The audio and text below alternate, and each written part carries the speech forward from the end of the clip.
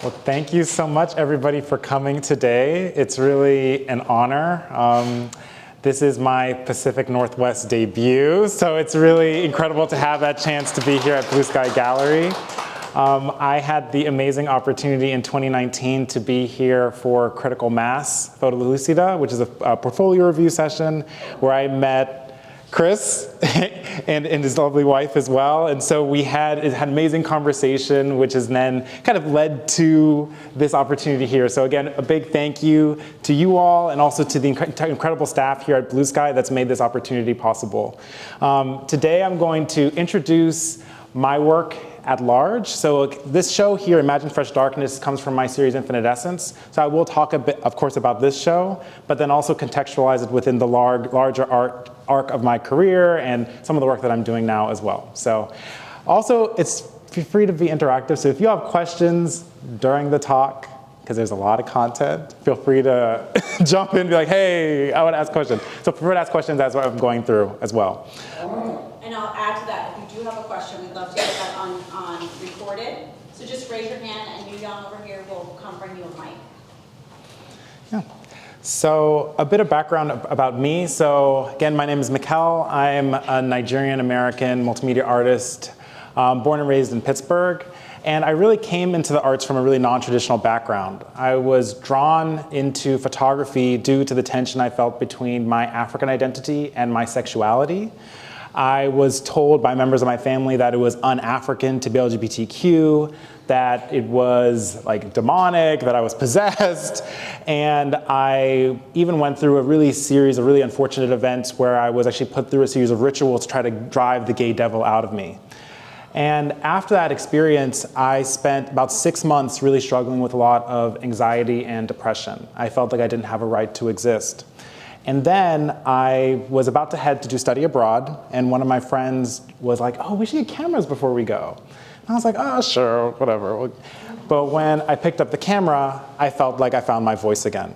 And I continued doing photography as my passion and hobby all throughout college. And then at the end of college, I then began work on this documentary photography series, Limitless Africans, that you see here. Limitless Africans is a documentary on 50 LGBTQ African immigrants that I photographed in 10 countries across North America, Europe, and the Caribbean, with the goal being to debunk the myth that it was un-African to be LGBTQ. And as I worked on the project, I was also simultaneously doing a lot of research on pre-colonial African sexuality and gender. How were we conceived of within our traditional African societies? And I found the work of Malidoma Somé. Has anybody heard of Malidoma Somé? So Malidoma Somé is a Dagara spiritualist, or was a Dagara spiritualist, he recently passed, from modern-day Burkina Faso, who described the original role of queerness within traditional African societies. And so within our traditional African cosmologies, the creator was this primordial androgen who creates the entire universe. And so people who could vibrate both masculine and feminine energies, as we understand LGBTQ people as being able to do, had a special connection to the creator. We were the gatekeepers between the physical world and the spirit world, the diviners, the shamans, the mystics, and the healers. And so the work, as I was doing this work with Limitless Africans, also began about connecting contemporary African LGBTQ people to our ancestral lineages and understandings of who we are and our divine sacred place for being on this planet. And so you see, even in this image, for example, Olav. Olav is a queer, trans, Burundian person, and they're standing before this threshold to the moon. And you see them there with a soft smile that's promising to initiate the viewer into the mysteries of the moon and the larger cosmos. And so you'll see this kind of theme of the gatekeeper showing up in a lot of the work that I'm doing, connecting the these pre-colonial identities to the contemporary. And it continued. You can see again with some of the photography here, these are 4 queer African women in Brooklyn, New York, literally standing before a gate and a threshold, summoning all of the elements around them as the contemporary gatekeepers. This work was put together into my first monograph, Limitless Africans, that came out in 2019. And again, there was seeking to connect the pre-colonial identities to the contemporary. So the symbol that you see here is actually from a pre-colonial writing system in southeastern Nigeria, known as Nsibidi. And I actually didn't even know that we had writing systems in Nigeria prior to colonization. And so it was really fascinating because I had been hearing from members of my family that, oh, it's un-African, there's been no identities that could be termed LGBTQ. But then when I actually went into the historical archive, I found this symbol recorded in multiple villages that represents two women lying in bed together holding each other. And so the work, emblazoning this on the cover, connects these pre-colonial gatekeeper identities to the contemporary through that body of work. And that series then became my large exploration of African cosmologies as a way to excavate these Black queer spiritual identities and formations, and leads into the work that we see around us today. And so one of the things that people can be surprised by at first is that these are all photographs. To create the work, I begin by hand painting the models' bodies with fluorescent paints. And then I studied engineering in college, and I built my own camera flash that only transmits ultraviolet light. And so in total darkness, I click down on the shutter, and for a fraction of a second, the models' bodies are illuminated in the cosmic patterns that you see here all around you. And so you see the Black body quite literally transformed into the cosmic essence that creates all life and the universe itself. And each of these pieces are then placed in conversation with different myths from across the African diaspora. So for example, this piece, The Flying African, which is also right over there. It's great to be actually in the gallery where you can point to the physical object. Oh, that's right over there. Has anybody heard the myth of the flying Africans? Okay, yes. So this is a myth from particularly along the coasts of Georgia and South Carolina of enslaved people who were able to escape bondage by taking flight and flying home to the African continent. And so there are many hypotheses as to the origin of this myth, but many people point to an 1803 slave rebellion known as Igbo Landing, where a group of Igbo people aboard a slave ship overthrew their captors, ground the ship ashore, and then rather than be re-enslaved, they walked into a creek and they drowned themselves. And as they did, they chanted, "The water spirit brought us here, the water spirit will take us home." And they flew home into the protection of the primordial African creator gods. And so this piece is an homage to the flying Africans. A lot of the work is also in conversation with the different cosmological traditions from, particularly from the Dogon context. Anybody heard of the Dogon? Yes, so a few people, it's great.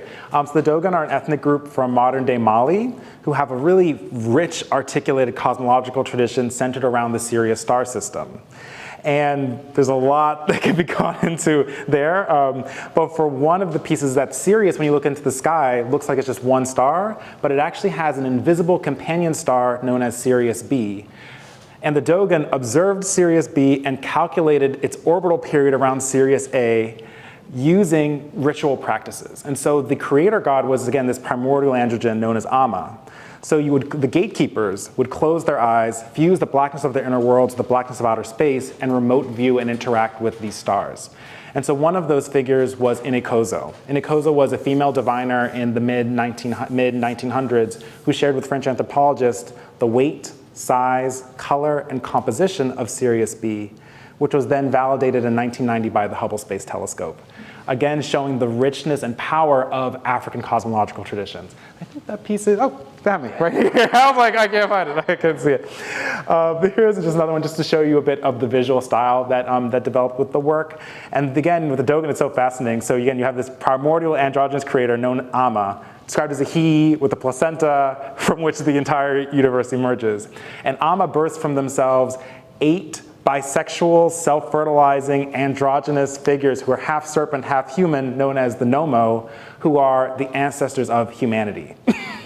So again, if that is your cosmology and understanding of the world and who your divine ancestors are, and the Nomo Semi particularly, who here is actually the ancestor of humans in particular, how does it then realign not only our perspective around what blackness is, but around queerness and our original state within the primordial androgynous cosmos?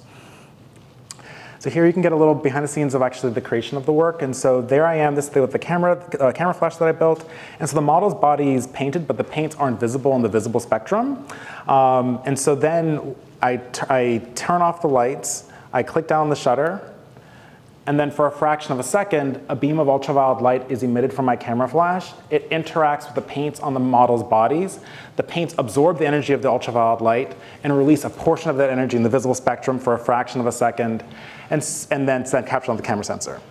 So you see this interaction where in the studio, it's completely black. It's like the original primordial androgynous blackness. And then I click down on the camera shutter and this invisible beam of light is emitted and you see this glowing celestial black body emerge and then disappear back into the blackness again, recreating the creation of the universe itself. Yeah.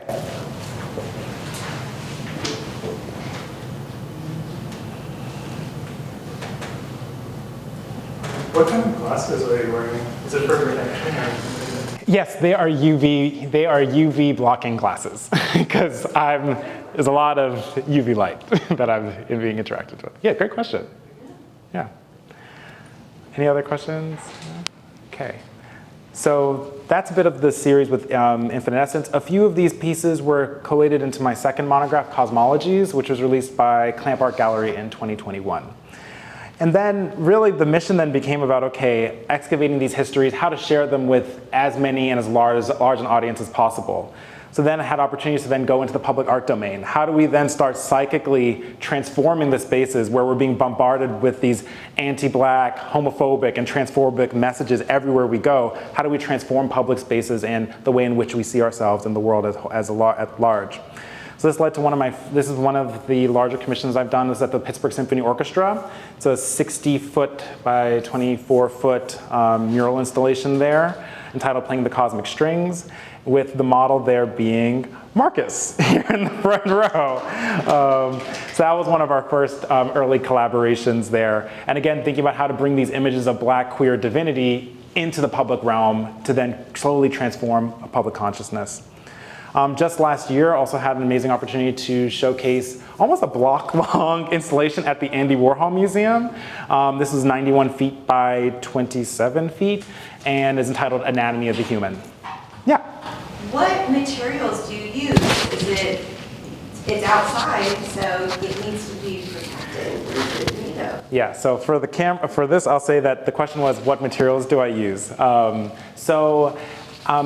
It depends on the site and the location. A lot of them will be large-scale textile materials that will be printed on that will then be affixed together and then stretched to then create a frame. There are different types of varnish that you can use as well to like increase the UV interactivity. It's all that different stuff. But a lot of them are large-scale textile-based works.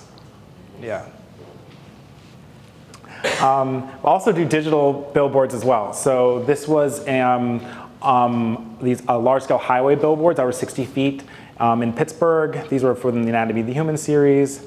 Digital kiosks as well. These have been shown across the country. These ones were at the Rock and Roll Hall of Fame in Cleveland. This is a vinyl installation at the Pittsburgh International Airport. And if you all know anybody in Philadelphia, until the end of this month, have a large-scale 51-foot by 14 feet window adhesive vinyl installation at the University City Science Center as part of an installation titled Futures Without Guns. So that leads to some of the new photography that I've been doing too. So kind of expanding off of the Infinite Essence universe, have created a new series entitled Anatomy of the Human. And so these are all, again, one still image that was created using long exposure photography. So the same technique of hand painting the model's bodies and then illuminating them with ultraviolet flash, but setting my camera on a long exposure and then I'm triggering it at set intervals. This series is working to showcase the multiple spirit bodies that compose the human form from the perspective of African cosmologies. So we don't just have a physical body. Within different African spiritual systems, we have 4 bodies, 9 bodies. And so how do we capture that within photography as a way to expand our understanding of who we are at our core? So within Igbo tradition, we have Chi, Eke, Mmụọ, and Onyuwa, these 4 spirit bodies. And so as the model is going through, is moving through the studio, I'm triggering these four flashes to then capture their ethereal bodies in one form. So again, you can see a bit more of the work here to, again, trying to showcase these multiple levels of humanity through photography. Then, 2020, Marques and I met and we began collaborating and creating a collective of Black queer artists, technologists, and healers entitled the Rainbow Serpent Collective, which then incorporated as a nonprofit last year. And we've really been seeking to advance Black LGBTQ culture through multimedia art, emerging technologies, advanced healing protocols, and African cosmologies as the base. And so that's led to many, many different collaborations. This has included us now hosting healing retreats for anybody who's interested in an African ritual, particularly from a Black queer lens, from a gatekeeper perspective. So we've hosted healing retreats at the Esalen Institute. Anybody been to Esalen or know about Esalen? Yeah. Some people know about Esalen. Okay, Esalen's in Big Sur, California, right on the Pacific, gorgeous. It was the birthplace of the human potential movement in the 60s. So a lot of really interesting spiritual work that takes place there. And so, yes, we host retreats there periodically. We have there's a week-long retreat coming up in September, if anybody wants to go to Big Sur, and a week-on-one one in November. So you can reach out to us and we can plug you in if you're interested. Dance healing workshops, again, thinking about different ways that these art is also a healing modality as well, to transform perspectives. This is another workshop that we did on energetic bodies, also curating work of other Black and LGBTQ artists. And then also creating artwork as well. So I think, starting as an individual artist as my photographic practice, then really seeing the scale of the vision really be transformed through the collaborations with the Rainbow Serpent Collective. And so our first major work that we produced in 2020 was the film Obi Mbu, which is over there. I just love pointing to it's in the gallery. It's like right there. So you can check it out after the show. You can go over there, you can watch it. It's a 30-minute experimental dance film which retells a Igbo West African myth of the creation of the universe, where these two androgynous creator deities, Chukwu, the masculine polarity of the cosmos, and Ekene, Chukwu, the feminine polarity of the cosmos, create the entire universe through dance. And so a lot of our collaborators were dancers, had photographed a lot of dancers, and so this became the inspiration for our 30-minute experimental dance film shot completely under ultraviolet light. So I'll share the trailer with you all to see, get a glimpse of what's over there.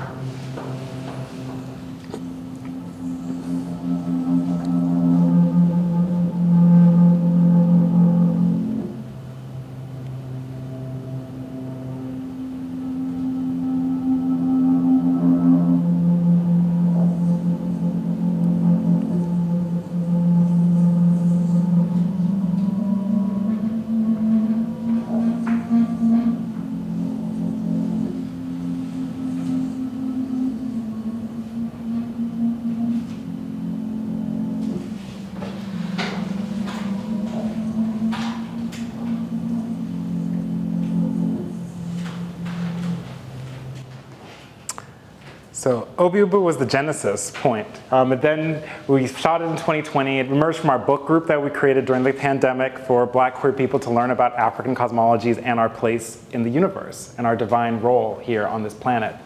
And so we kind of just came together to make it organically, and then came out in 2021, and then just started touring. It's been at MIT Media Lab, here now in Portland, Stanford University, really touring the country, and including large-scale installations. So right now, if you know anybody who's in Raleigh or will be there through the end of the year, there's a large-scale installation we have at the North Carolina Museum of Art. It's a 27-foot by, I think, 14 feet. I'm like, the dimensions, there's so many dimensions, so I'm trying to think about it. In projection of the film that was then paired with digital animations that you can see here of Amma, the primordial androgynous creator deity from Dogon myth. So you have these symbols, these Dogon symbols of the androgynous creator being projected into the space.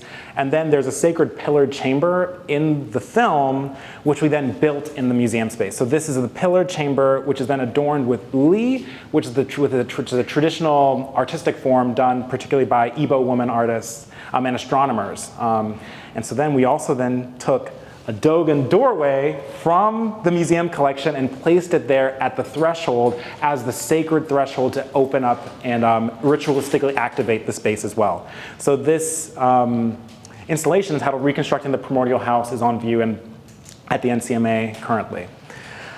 So from there, we were like, okay, people are responding to Obi Mbu, so let's keep it going. So Obi Mbu tells the creation of the universe, and so, okay, let's talk about the history of humanity from the beginning of time to the present day. So we've done this through a few different forms, including a photographic series. This is from our series, The Four World Ages, again, based in Igbo myth. You can see, of course, the resonance with the visual style of infinite essence, now also being modulated with, if you remember early on, how these things kind of all tied together. The symbol on the cover of the Limitless Africans book, the traditional writing system, we then created an entire set adorned with this pre-colonial writing system from southeastern Nigeria in Sibidi, to then ritualistically activate and surround them with these mystic ideograms and revive these African knowledge systems. This series, so kind of talking about the myth, so there's 4 ages of humanity from Igbo perspective. It begins with this age of divine unity, where we don't really have physical bodies, we are integrally connected to one another and the universe as a whole. Then we enter into the age of separation, where the first human being dies. We then have to come to terms with our life on the earth. Our tools of agriculture are then developed as well. Then we enter into the age of light, where you have the great civilizations rise, for example, in ancient Egypt. But then at the same time, you also have the rise of war, patriarchy, and environmental destruction, which then leads us into our current age, which is the age of chaos, where you just turn on the news, where all forms of technology that are developed are ultimately used to destroy. But perspective of Igbo myth, history is cyclical, and there will be spiritually enlightened individuals that will rise that will lead us all collectively back to the next age of divine unity. And we posit that those people are the gatekeepers who have been taken away from our spiritual paths by contemporary society, but we are refinding ourselves and our place in the universe and our spiritual role here as healers. So we have the photography series, which is kind of seeking to interact with the 4 World Ages myth. It's also been showcased as large-scale highway billboards. And then we also implemented as live performance. So we began with photography, film, public art, now in live performance space. And we created a spatial augmented reality live performance, where as the dancers move through the space, projections would dynamically follow them in real time as well. And so this, to our knowledge, had never been done before with black dancers, because these systems could not detect darker skin tones.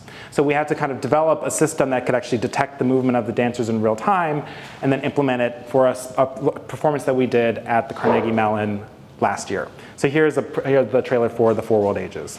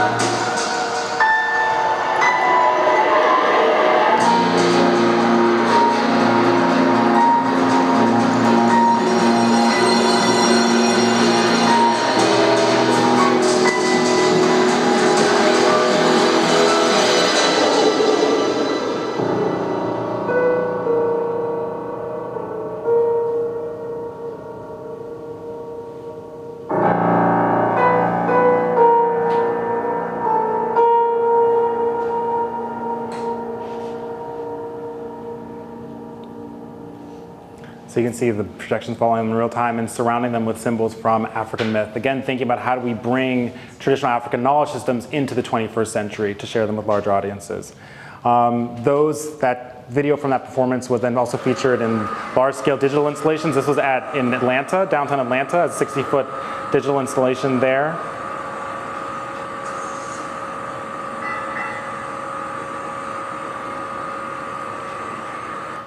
And then we also adapted it into a full stage performance. too. So at the Yard on Martha's Vineyard, which is a performance space, we had an amazing opportunity to do a 10-day residency there where we took the footage, we melded all these different media. We took the photography, we took the footage from the spatial augmented reality performance, and we integrated it into a stage performance where we had these large scale, like 25-foot projections behind the dancers. They were adorned in body paint, and they retold these 4 stages of human history. So here you can see the divine age of unity, the symbols of the Odu, which are these a divination tool within Ifa tradition, and then them feeding off of the breath of the creator. This is the age of separation where the first human being passes away. The age of light where you have civilization, but then also counterpoint with the rise of war, and then you have our current age of chaos, rampant climate change and destruction. And then you have the rise of the gatekeepers and the rise of the spiritual figures who then lead us back into the next age of divine unity. And then we enter back into the age where we are all integrally connected to one another and the universe as a whole. So that's live performances. And so then most recently, what just came out last month, Marques and I in the Rainbow Serpent Collective collaborated on our first series of glass sculptures. So we created a series of 16 glass sculptures of Black, queer, ancient Egyptian deities. So again, thinking about how to use any and all media possible as a way to revive these images of Black, queer divinity. And so here you can see some of the pieces. I'll kind of go through them very quickly. So the busts themselves are made with life casting techniques. So we took molds off of the bodies of 16 Black queer models and then surrounded them in like an alginate-based material, used lost wax casting.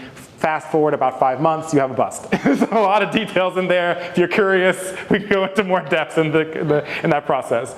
And then the headpieces are all made through hot sculpting or glass blowing techniques. And so the work is also connecting. It's also interesting because for us, again, I'll keep this really short, glass emerged in ancient Egypt. There's also, Pittsburgh was one of the hubs of glass production for the country in the 19th century. At one point, 80% of the glass in the country was being produced in Pittsburgh, including for the Statue of Liberty, etc. Also, one of the founder of Pittsburgh Glassworks, James O'Hara, was in 1795 created Pittsburgh Glassworks, was the basis for the glass industry in Pittsburgh, was also a slave owner. So we're also thinking, and had a slave, a Black female slave, whose name was Comfort, which we know, knowing the violence of sexual violence, particularly towards black women during that era, kind of all of the layers that were embedded there. So with that, we're also thinking about how to interrogate those histories and to transfigure them into these into Black queer divinity for the 21st century. So that's kind of a bit of the background about how this glass came about.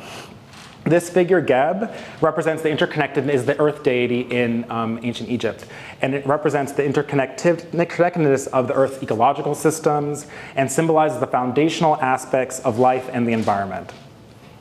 And so you can see also the different coloration we get in there. You can see a bit of the inspiration from the Infinite Essence series also coming into the work, and also how we're bringing in, really interestingly, people have told us for the first time, creating these black hairstyles in glass.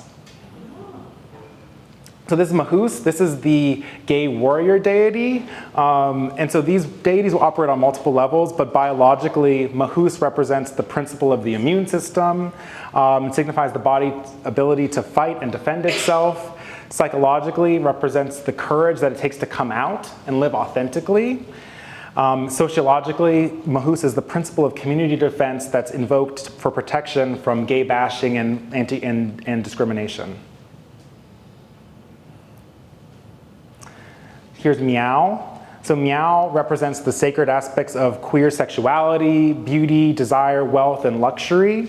And he champions the exuberant variety of sexual and gender expression found throughout the natural world, particularly overseeing homosexuality, transgender dynamics, and non-reproductive heterosexuality. And so these are all become spiritual guides for Black queer people in the 21st century that we're reviving through glass in these deity figures. Apwat, this is Apwat, is the jackal deity, linked to communication and language, and illustrates the limitations and potential of words in shaping reality. Khepera is the deity of transformation and rebirth. His essence is symbolized by the sacred dung beetle and teaches us the profound lesson of turning the discarded into the divine. And he also embodies the cycle of growth, decay, and renewal. And as the bearer of change, Khepera also invites us to embrace our past failures as the foundation for growth and to recognize our potential for reinvention. You can see also each of them have a particular color signature also associated with them, so you'll see the colors also changing with each of the deities. So Khonsu embodies the nurturing, receptive, and introspective qualities traditionally associated with the moon, and emphasizes states of consciousness that foster dreaming, humility, and astral projection. And you can see also how we're also reinterpreting the ancient motifs in the contemporary context. So Khonsu has a side braid here, which we're like, okay, in a contemporary context, this black hairstyle would be expressed as box braids. So you could see, again, the conversation between the ancient and the contemporary. This is Ra. So Ra is celebrated in the context of the sun god, who embodies the principles of choice, self-mastery, inner heroism, spiritual skill, leadership, morality, and the expression of talent. And this one's interesting too, because as you go around this, the glass headpiece, it also changes colors, symbolizing a rising and setting sun. This is Sobek. So Sobek is the guardian of life's physical and metaphysical thresholds. And Sobek emerges as the pivotal figure overseeing the daily practicalities that influence personal and professional well-being, including diet, hygiene, exercise, work, and efficient organization. You can see even like the scars of kind of going through the drudgery of life, like in terms of the scars on the crocodile's body. He here is the deity of relationships and social harmony within the Black LGBTQ community. And so you can see the harp. So the harp here is symbolizing the deity's power of aesthetic balance, beauty, and artful negotiation. And the harp's music represents the ideal state of social and interpersonal harmony that Ahi advocates for and serves as a metaphor for the well-tuned, respectful, and balanced dynamics that can exist between individuals when they approach their interactions with wisdom, compassion, and a deep understanding of the mutual benefits of cooperation and compromise. And you have Serk. So Serk represents the sting of the scorpion and symbolizes our inner battles with venomous thoughts and emotions, resentment, shame, guilt, self-destructive tendencies, and internalized homophobia, racism, and sexism. This powerful figure also challenges us to face the parts of ourselves we often hide or deny, and encourages us to acknowledge and heal our deepest wounds through courage and self-reflection. You have Wacha. So Wacha is an intense and chaotic deity of psychic power. He's also associated with the cobra, whose venomous nature reflects his capability for both healing and harm, and illustrates the dual nature of psychic powers that can be used for protection or destruction. You have Tahuti Ma'a. Tahuti Ma'a is the deity of wisdom, balance, and cosmic order, and he emphasizes the interconnectedness of all parts within a whole and the importance of understanding this relationship.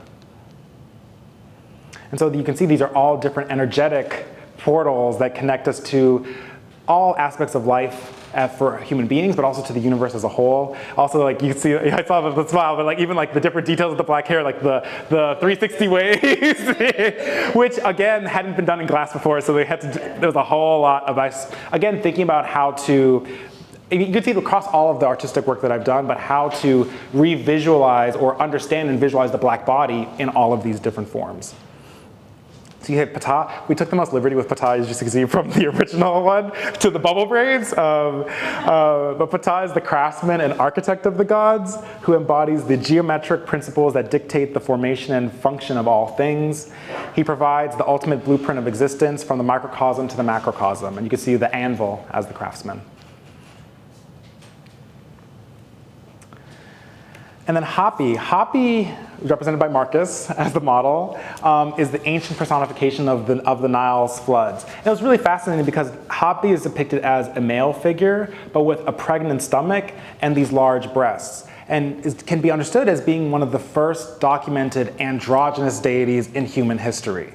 and represented provided all of the life for ancient Egyptian civilization. So again, how does this change our perspective of even our origins?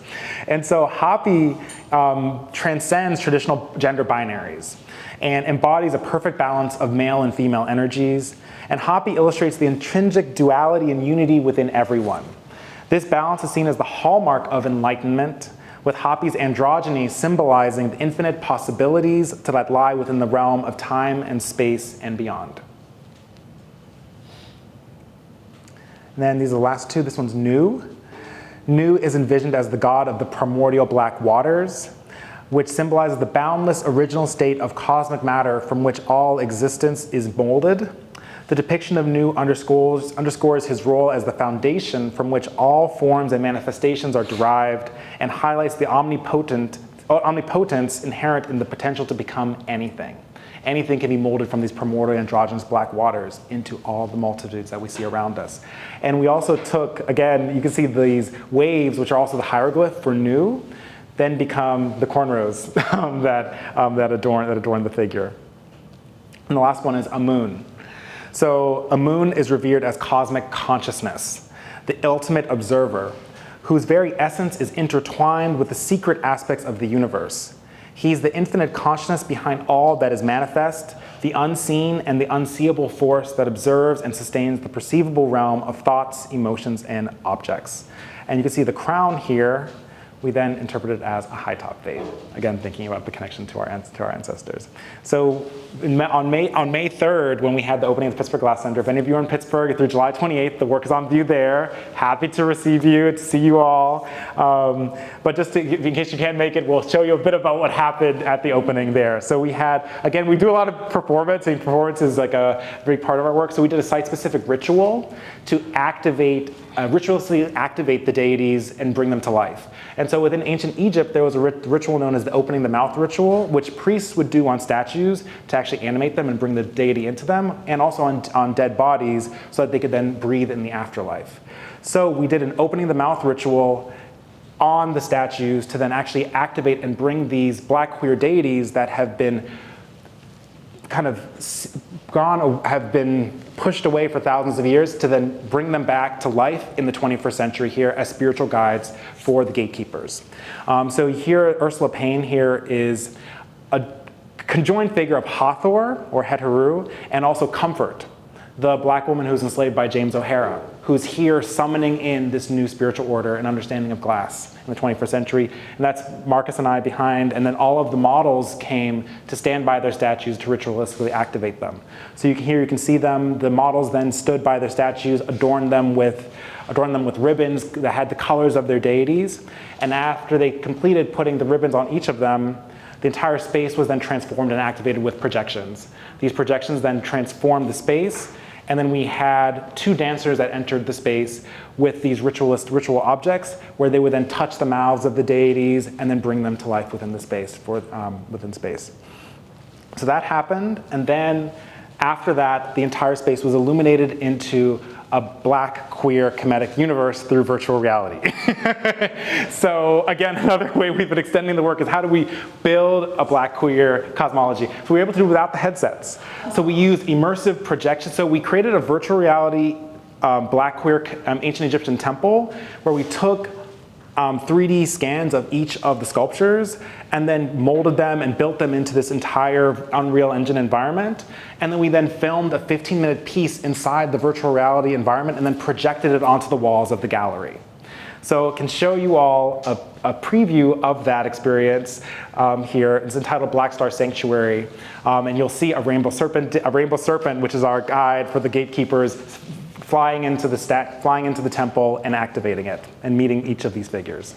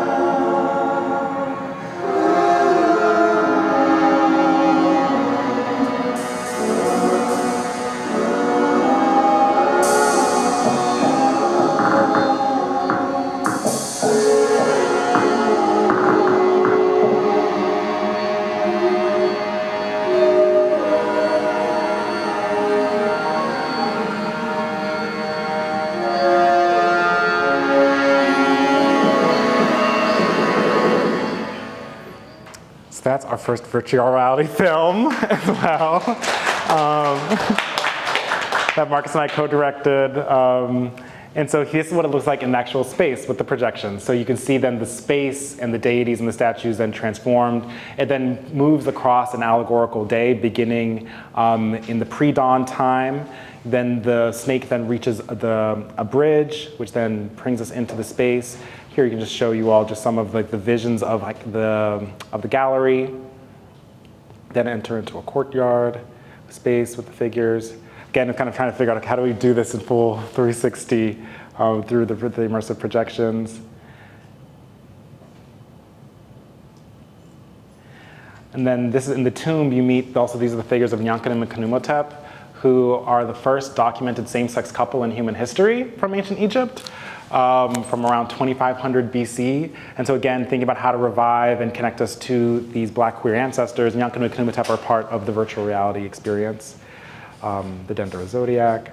And then it ends with kind of, again, the rainbow serpent flying out into space. And so here's just a short clip so you all can see the actual space with the video.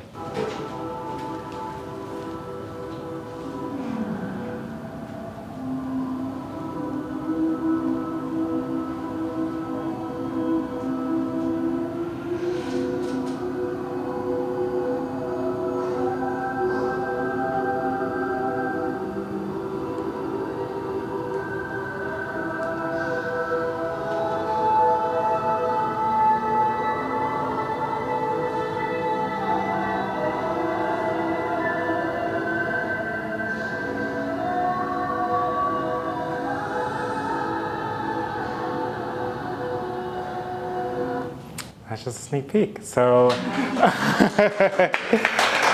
so yeah, my mission really has been thinking about how to revive these images of Black queer divinity in any and all media possible, and then reviving and reconnecting us to these ancestral narratives that really have, I know from my perspective, had transformed and healed my life, and hoping to then do so with the greater public at large too. So happy to answer any questions. Thank you all so much for coming, and yeah, really appreciate you all.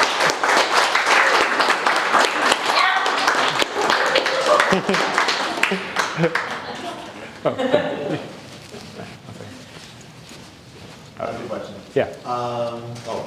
Thank you, everyone. The interactivity portion of it, so in the idea that that's where you kind of like give up control and offering to like share the experience with other people. Have you had any surprising interactive experiences with people? Oh, during the during any of these interactive portions of the space? Yeah, I would say, so one thing was that we were trying to also gauge how, because the dancers were also performing throughout the entire space, and the opening, like about 800 people came to the opening, so there was like a lot of people. So even just thinking about the dynamics of how the dancers were moving with people, how people were in conversation with one another, I think probably the most dramatic moment though of interactivity though was actually when the models were standing in front of the images of themselves as the deities.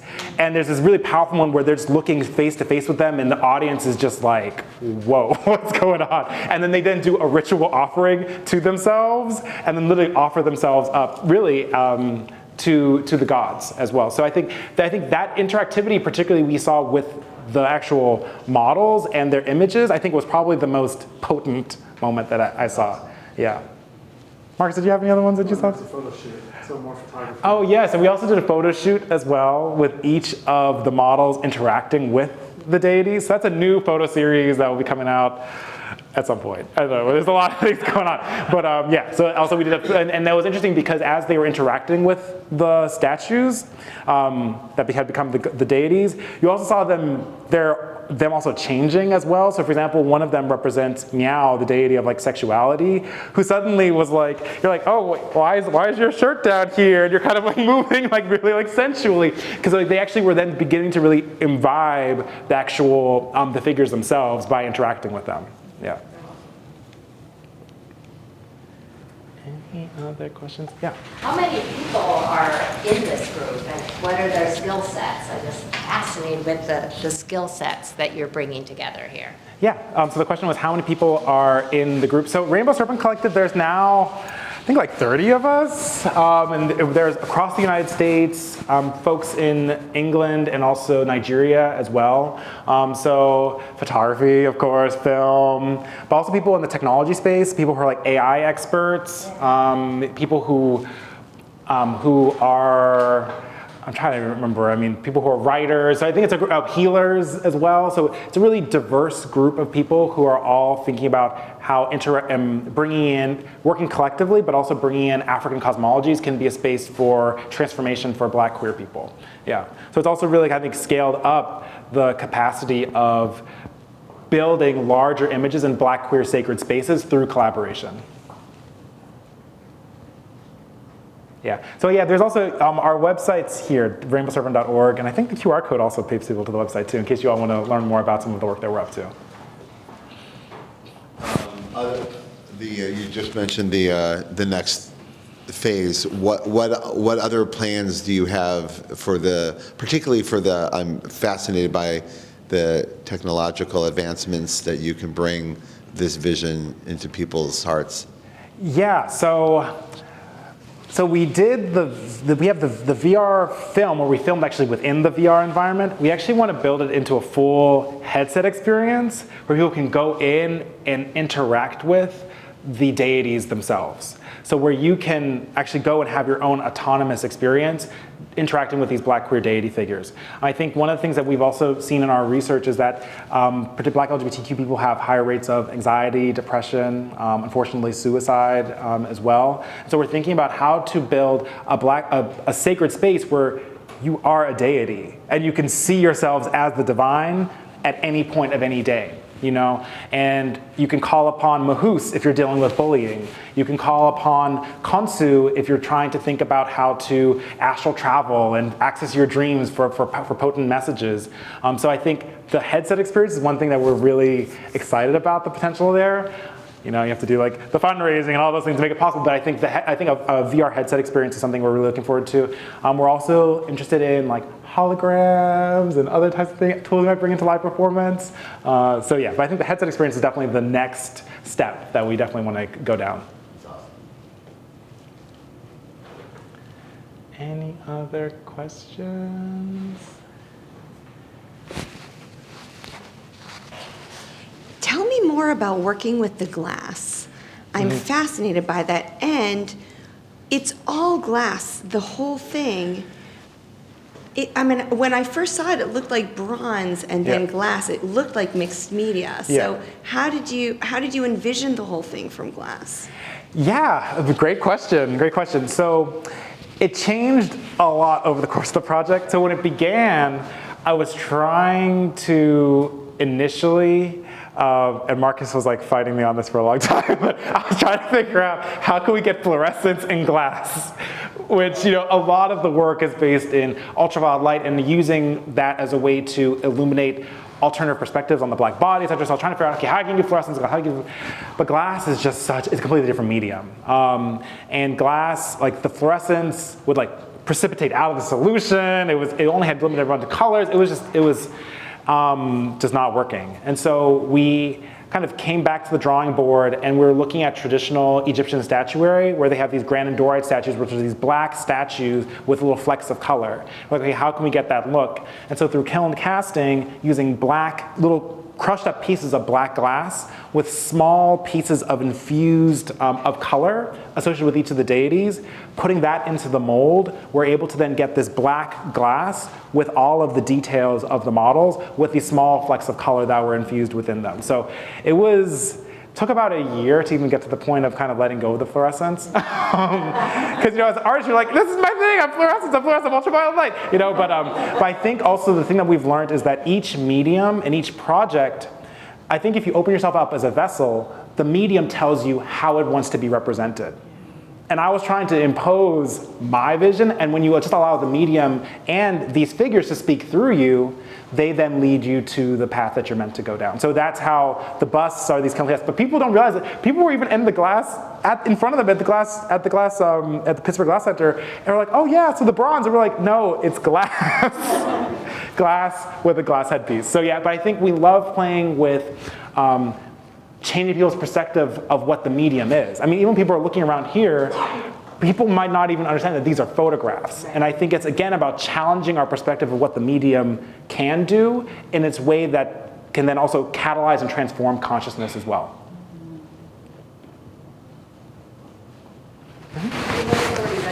How long is it up to the Pittsburgh Center class? Okay, yeah.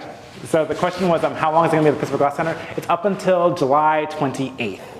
Yep. So it's on view then, and then you can get 2 experiences. It's up until 1 p.m. each day. It's just the gallery with white walls, so you can kind of just see the statues. And at 1 p.m. each day, then the immersive experience starts, and then that loops for the rest of the day. So you can come and you can see both. And if you end up coming to Pittsburgh, send me an email. Happy to give tours, do all that stuff too. Yep, happy to host people. We'll have to rent the school bus and drive. Yes, come on over.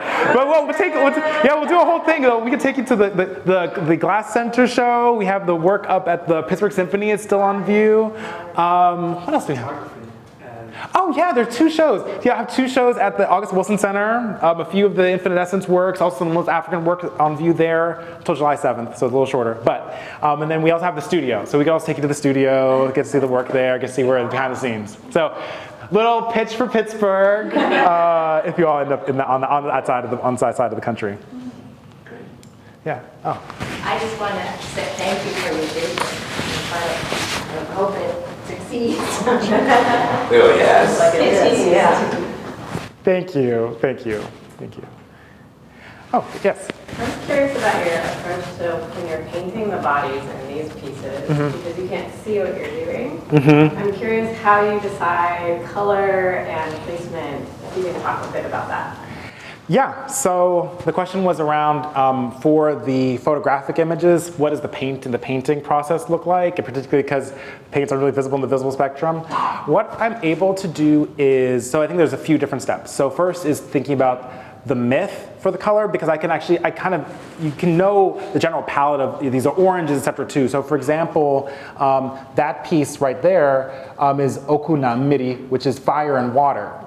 And so thinking about, okay, how do we bring in the colors that represent fire, kind of these pinks, these oranges, contrasted with these blues and these whiter tones. So kind of can know that, but then as painting, I'll be able to use a bit of a blacklight flashlight just to kind of preview the location as I'm going. But then when we get into the studio, then have to then do a photograph, see what it looks like, and then make adjustments as we go. So yeah, but it kind of starts with looking and thinking about the myth and what the myth is, what we're trying to represent through the myth, and then kind of iterating as well. Yeah. Oh yeah. How long does that process take? The painting process. So the painting process, well, it depends on how many people are being painted.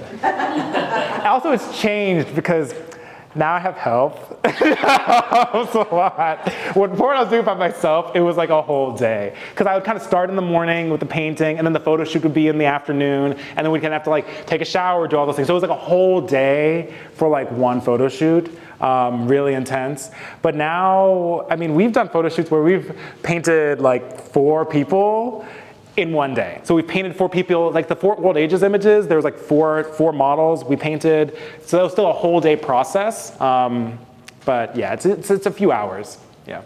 Thank you for a beautiful and powerful body of work. I'm wondering if you were able to show some of the work in Mali, Nigeria, Egypt, and what kind of response. Also, I mean, I'm thinking it's really interesting the modern technologies with ancient cosmologies, and when I think of the little I know about Mali, for instance, or Nigeria, Christianity, Islam has brought, and often they incorporate local divinities or play with them a little bit.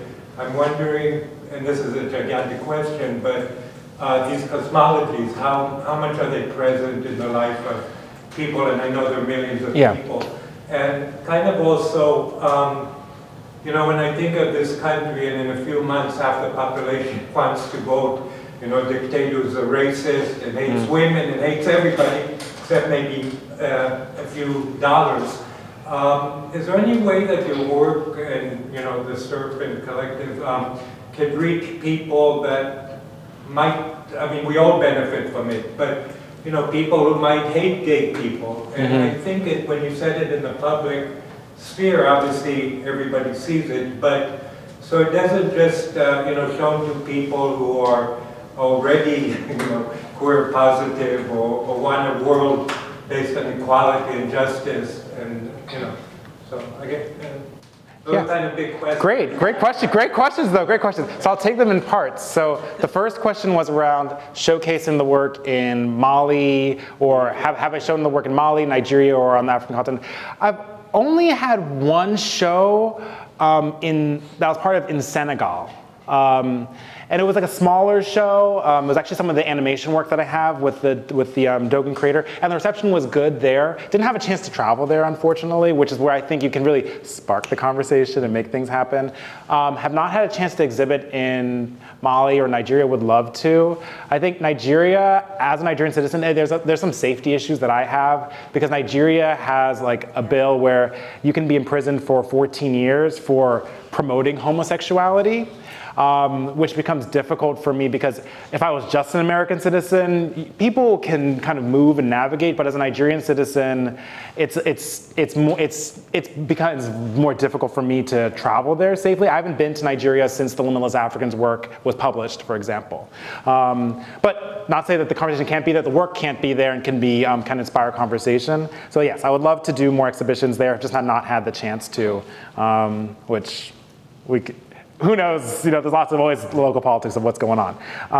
Second question was around the technology you were talking about. You were saying, what was that again? No, it was just a comment that, you know, how present are the cosmologies in people's lives? Combining the technology with ancient cosmology is interesting.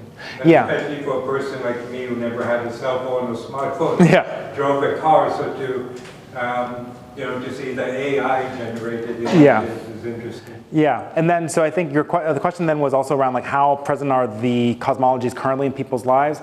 It varies from country to country. I would say in Nigeria in particular, it is very, let me speak specifically for the Igbo community. So my family members who grew up in Nigeria, the first film I showed you a trailer of, which is this two androgynous deities that create the entire universe through dance. My family members who grew up in Nigeria had never heard any Igbo creation myths. The only creation story they knew was Adam and Eve. And they grew up in Nigeria. They were like, wow, we have a creation story? But I think that also explains why they're then like, oh, LGBTQ people don't exist. We've been completely, really brainwashed and divorced from the history. So I think, unfortunately, the cosmologies are deeply, deeply endangered. The languages are endangered, the stories are endangered. So I think part of this project is also around retaining and extending these knowledge systems that are really at risk of disappearing altogether. And they have this, again, this poetic understanding of blackness and queerness. So I think that's really why it's the heart of our mission. And then the last question, I'm trying to remember what the last question was. Well, reaching a wide audience, maybe somebody. Oh, wide audience. Yeah, I mean, I think the public artwork we do is part of that mission of, you know, even on we are surrounded by psychic messages every single day that are bombarding us, that are influencing the way we think about ourselves, about other people, and how we think about and perceive the world. So if we are constantly imbibing these images that demonize these different groups, if we actually are just walking every day by these images of Black queer divinity, how does that, even on a subtle energetic level, begin to shape and transform consciousness? So I think that's one of the exciting potentials of artwork, which African societies always integrally understood. I mean, if you were in ancient Egypt and you were walking around and you were surrounded every day by images of yourself as a god, how does that transform the capacity of what you can do? Oh, suddenly you have these huge pyramids that we can't create today. I mean, so it's like, you know, I think it transforms what human potential really is capable of. So I think that's one of the hopes we have and doing more of those installations. Thank you. Mm-hmm. Yeah. Anything else? Well, I'm happy to stay and answer any questions that people might have. I'll just be around here, standing here, but thank you all again. It's been an honor and a pleasure.